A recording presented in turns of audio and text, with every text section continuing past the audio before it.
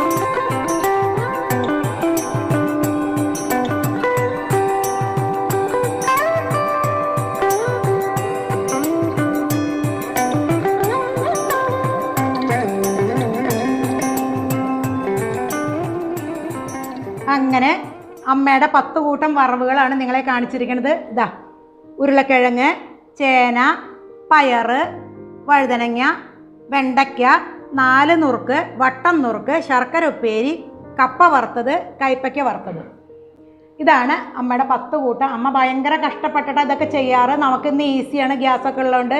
അമ്മയ്ക്ക് ഈ പറഞ്ഞ പോലെ അന്ന് വിറകൊക്കെ അല്ലേ, ഭയങ്കര കഷ്ടപ്പാടാണ്.